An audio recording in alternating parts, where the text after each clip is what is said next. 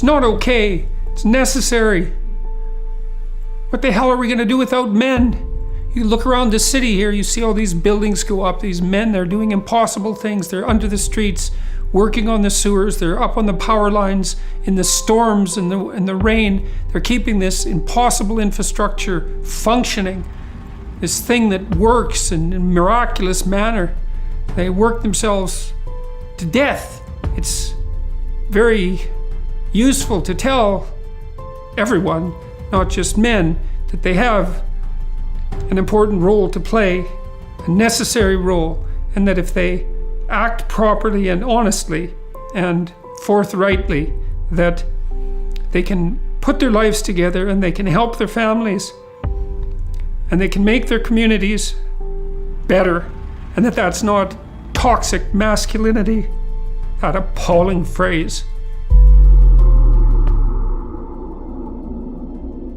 And often, literally, the gratitude for that is sorely lacking, especially among the people who should be most grateful. You see university professors, especially of the social justice bent, who are among the most protected and privileged people that the world has ever produced.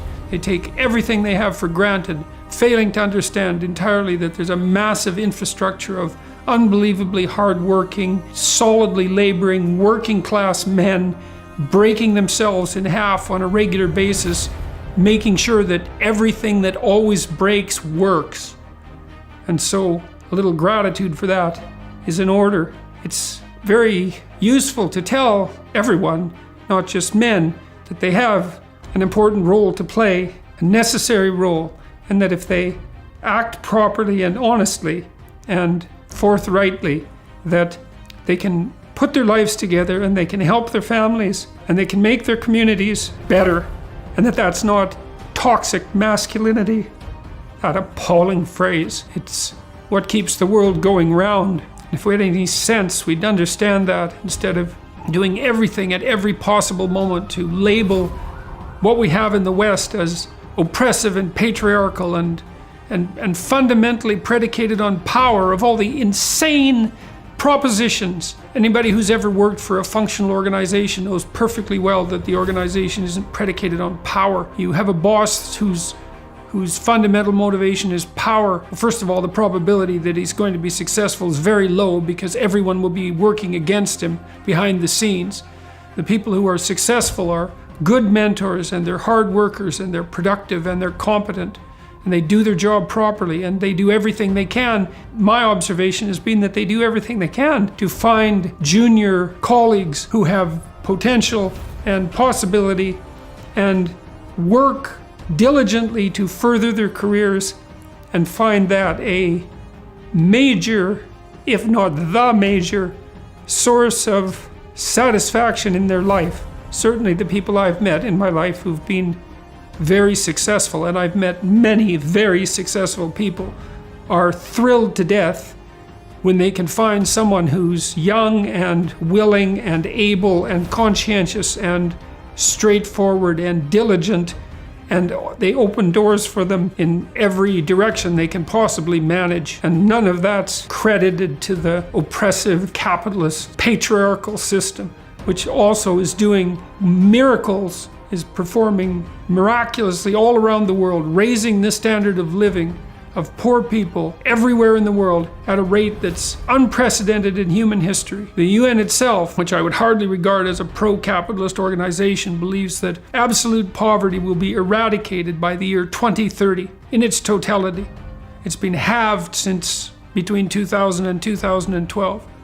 We're moving rapidly towards a post-poverty world economy where no one is starving except for political reasons. And there's no gratitude for that either. You think capitalism is? There's absolutely no doubt about it.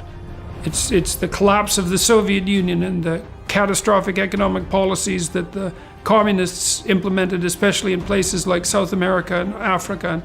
And the burden of that has been lifted at least slightly, and so we start to see some semi-sane economic policies that reward people for their own entrepreneurial productivity and provide them with a modicum of security. And we're producing surpluses in every possible direction, free electronic communication for everyone in the world, rapid dissemination of fresh water and sanitation facilities, markedly reduced child mortality, which is now in sub-Saharan Africa down to the same levels it was in Europe in 1952. It's an absolute miracle, and no one's aware of it. And it's to be laid at the feet of the dissemination of the idea of individual sovereignty and free market principles around the world. If you dare to put yourself forward as a spokesperson for the poor, you could do nothing better but to hope that we make everybody on the damn planet as rich as we possibly can, as quickly as possible, because the evidence also suggests that as soon as you get people's family, as soon as you get the GDP of a country up above $5,000 a year, then people start to take care of the environment. And so you see in places like China and in India, there are more forests now than there were 30 years ago. There's more forests in the Northern Hemisphere than there were 100 years ago. There's all sorts of things even on the biological front that are positive in ways that people don't know about. It's not to say we don't have our troubles. I would say the oceans are overfished badly, and that's a big mistake, but that's a tragedy of the commons. And most things are far better than they've ever been, and there's so little gratitude for that it's a form of incomprehensible miracle to me. They were in desperate straits 6 months ago. They're doing much better, and so they're thankful about that and help and pleased that someone is offering them an encouraging word. So I actually happen to be rather positively predisposed to people, and I think that's rare because in our culture we believe that we're something like a cancer on the planet, and that our activity is unconscionably destructive, and that the best thing we could do is to cease having children and make ourselves scarce. And I think that that's a viewpoint that's cruel and vicious and resentful and appalling, and I buy none of it. We do the best we can under very difficult circumstances, and we're only barely waking up to our planetary responsibilities and not doing such a bad job for people who've only figured it out 50 years ago. So I'm trying to offer people some encouragement for their trouble, and they seem in staggeringly desperate need of that.